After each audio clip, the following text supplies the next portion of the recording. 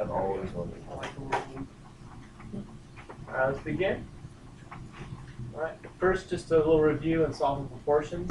Some of these are obviously more easier than others. So, like 1 and 2, you might be able just to look at and get the answer by simply reducing the fraction. So, what do you get for number 1? You get, what's that? 2. Yeah. And well, how do you get from 3 to 9? Multiply by 3. Or 9 divided by 1 is 3. 3. So 6 divided by 3 is 2. Same thing here. What does that reduce to? What do you get? 5. 8 over 4 equals 2. So 10 divided by what equals 2? 5. Both equals 2. These both equal 2/3. There's an algorithmic way of doing this. There's some steps you can follow as well. So I'm just looking at it. You can always cross multiply. Okay. You have 2 numbers on diagonal. You can cross multiply those and then just divide by the remaining number. That'll give you the answer. So 18 divided by 9 equals 2. Again, look at the diagonals.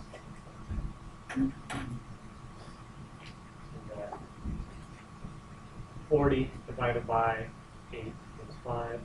That's useful because not always you won't always have these nice integer answers. So using that method, what do you get here? 24 divided by 5 equals, which calculator maybe? What do you get? Check it.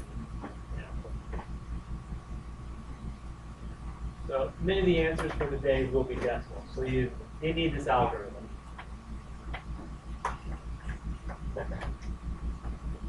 So I'm going to introduce to you what we're going to be doing here. It's called solving direct joint inverse variation problems. We have to recognize just by looking at an equation if it's direct, joint, or inverse, and then solve them as well. It's formula driven, so there's a formula for each one of these.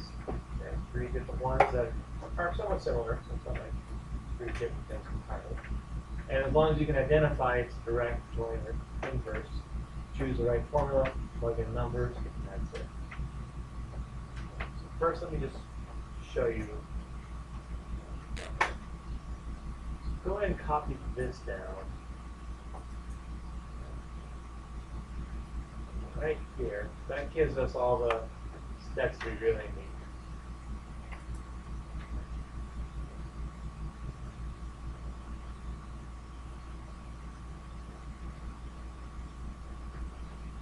So direct variation, that means the equation is in this format. Y equals some number, k is a number, times x. Now they might have r's and s's or a's and b's or something, but it's in this general format. A variable on each side, and then a number.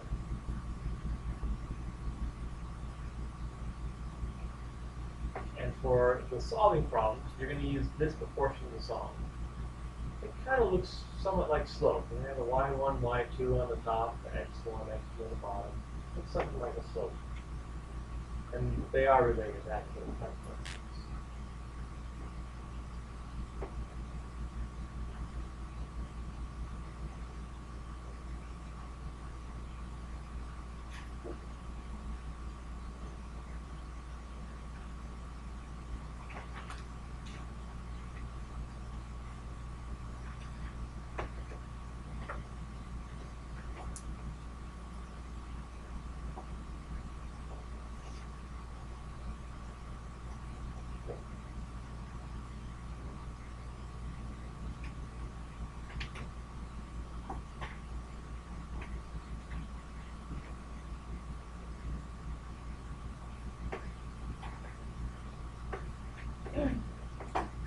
The joint, similar, but to the direct. However, you can see there's a new variable. So the big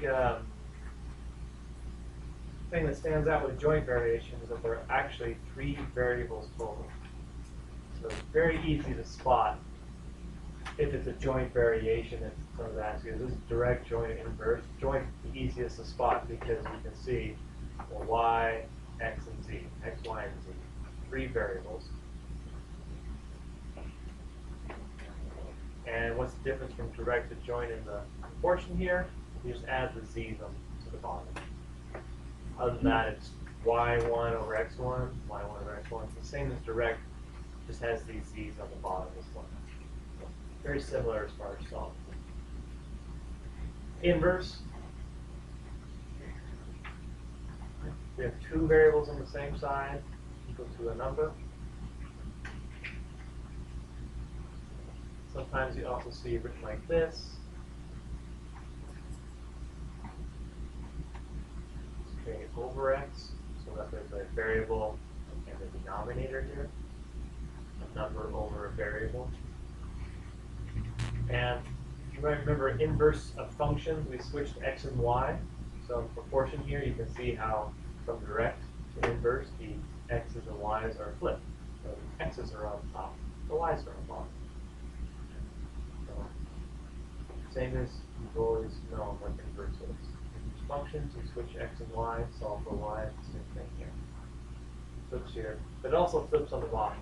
So those flip as well. So you can see here it's y1 over x1, and this is x1 over y2. X over 1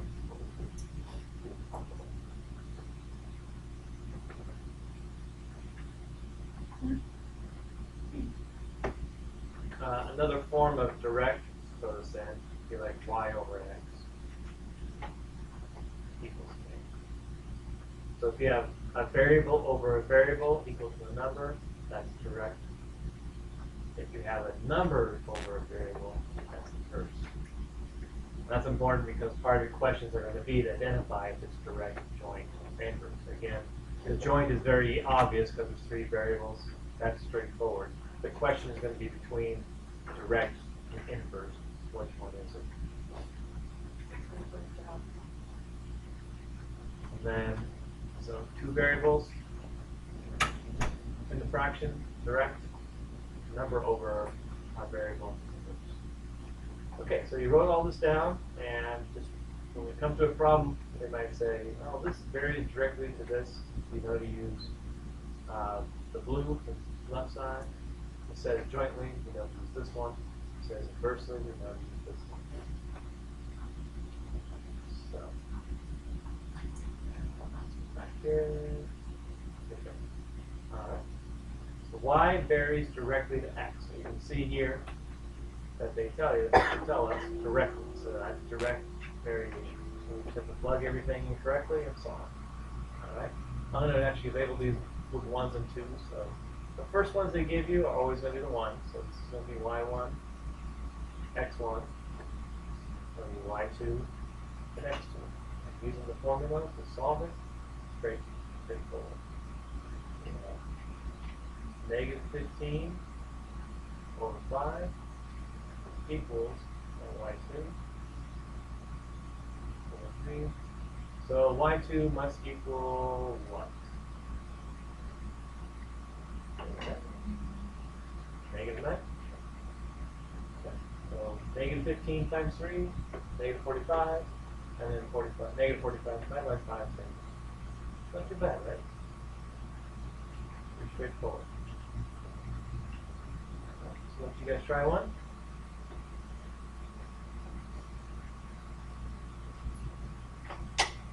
Now you'll note how we're using R's and S's here. So which one acts as the Y, which one acts as the X? So just kind of look up here, look at the format of the sentence. It says if Y varies directly as X. This one says if R varies directly as X. So R must be the Y. Or use this one as R is going to be Y1, and this R is going to be Y2. So really, the only way to mess this up is to flip things around by accident. So that means S is going to be our X. So this is going to be X1. This is going to be x2. Write it like that, it's very straightforward. All right, go and do that. Get an answer. Check with someone next to you just to make sure it's correct.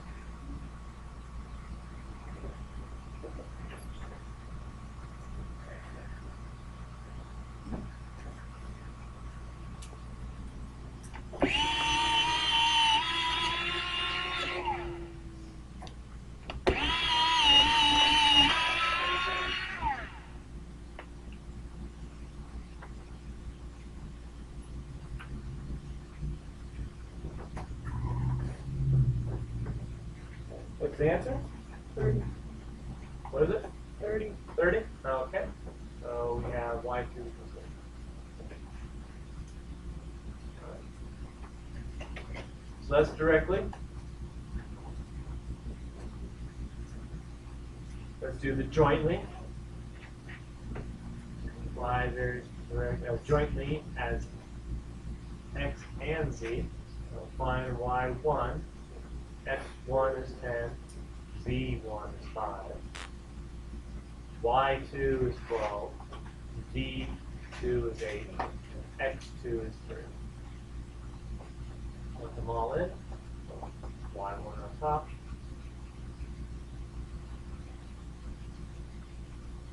X and Z on the bottom equals 12 over 8 times 3. Go ahead and solve for y. And yeah, there's one, I guess you can call it a step, but you know, obviously multiply those together. And y1 over 50 equals to 12 over 24. You might be able just to look at this and get the answer. If not, just cross multiply and divide. And it comes out to 25.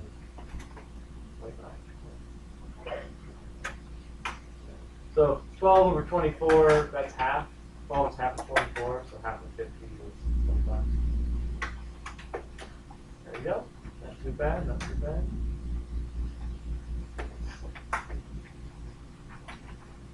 Now you try one on your own.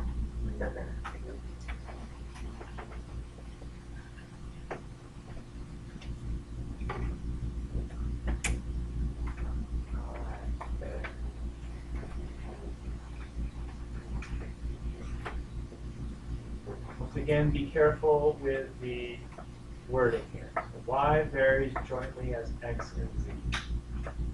Format. Suppose y varies jointly with x and z.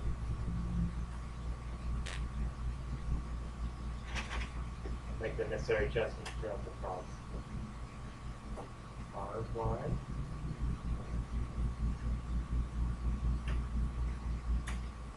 X is the x. And so on.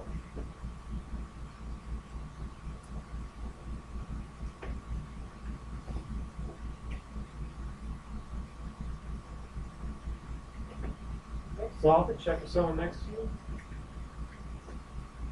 A little bit, you can see the formula here for joint.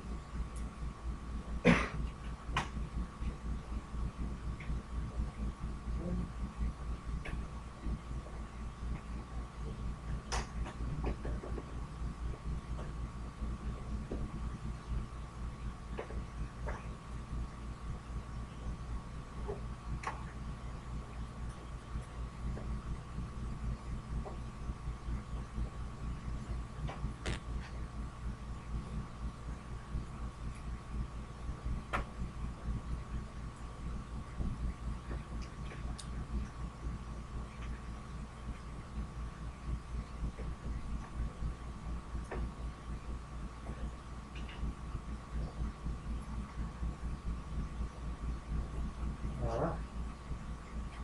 Any solutions yet? 28? All agree? All right. 28. That's 1.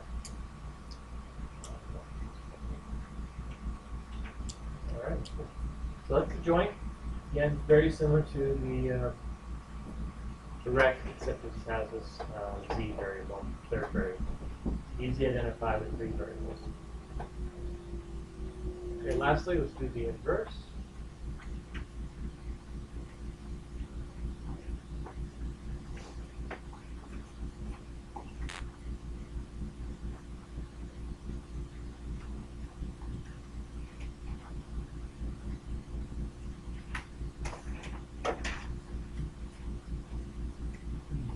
So r varies inversely as t.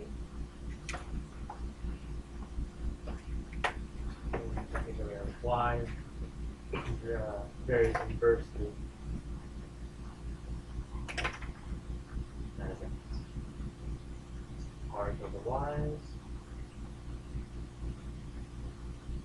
t's on x's.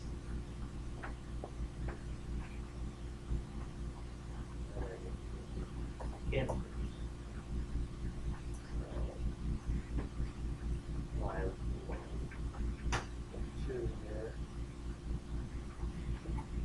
Y1 is down here in the bottom right-hand corner.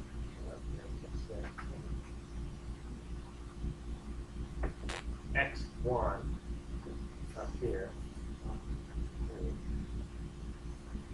Y2, what we're trying to find, is down here. Make sure everything's going in the right place. X2 is -7. So we solve that, get your answer. Y2 equals, looks like positive 12 divided by 7 is what?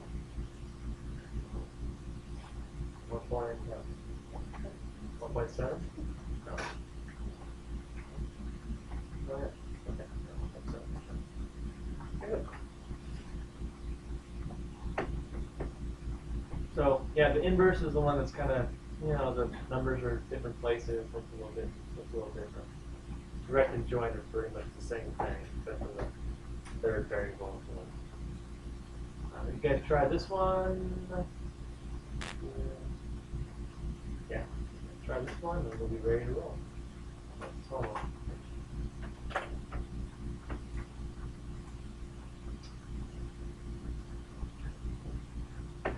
All right.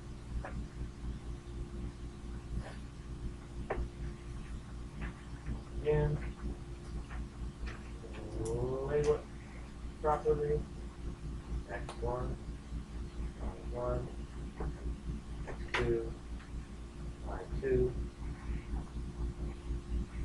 and then just make sure everything's plugged in the right place and solve. So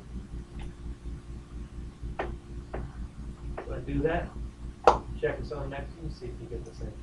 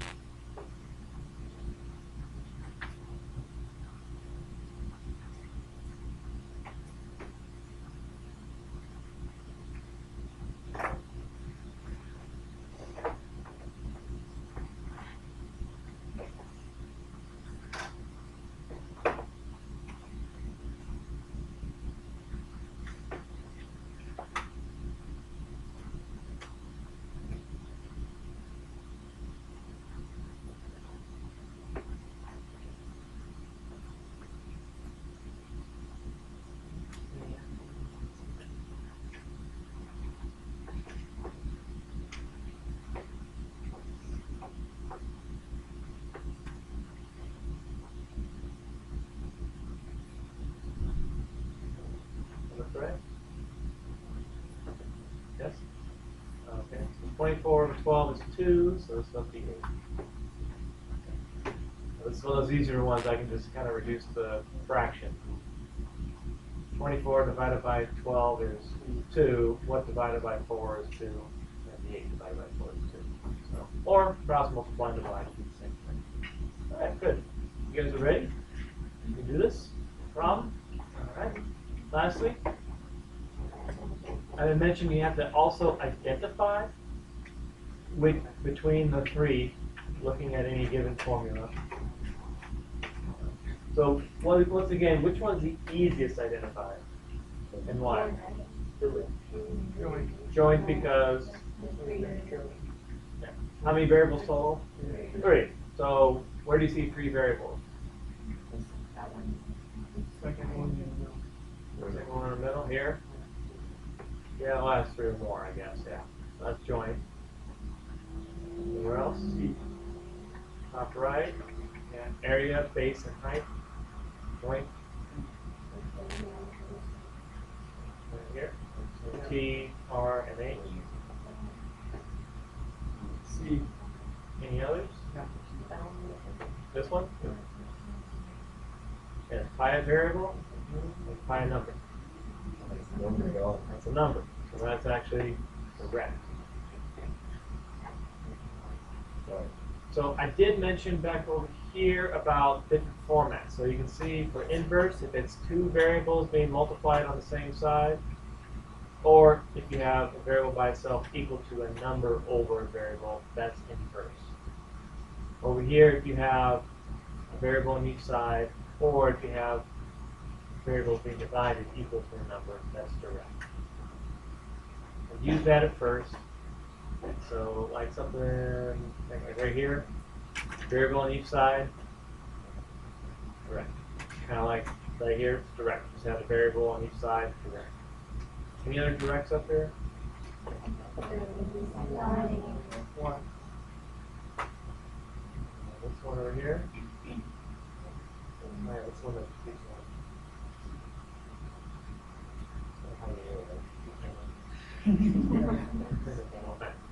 But yeah, that's direct. Right here. Right, variable on the other side. There's another one that has a different format, but it's also direct.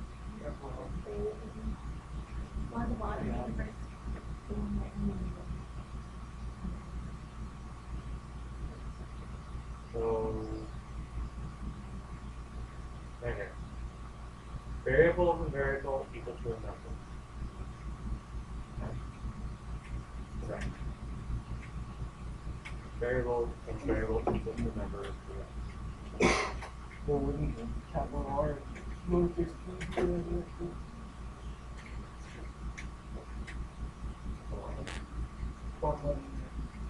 So this is a number over variable, opposed to a variable over variable. Number over variable, inverse. Number over variable, inverse. You said if there was a variable on each side. Yeah. Yes. Being multiplied. So like here, 2 variables being multiplied, inverse. 2 variables being divided, direct, like A over B.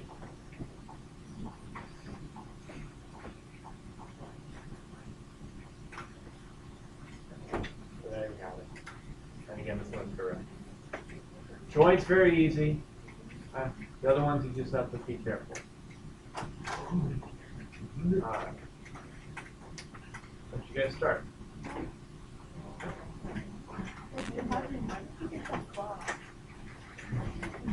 You got Brooks though? I put the answers up here so you can check as you go for the first ones.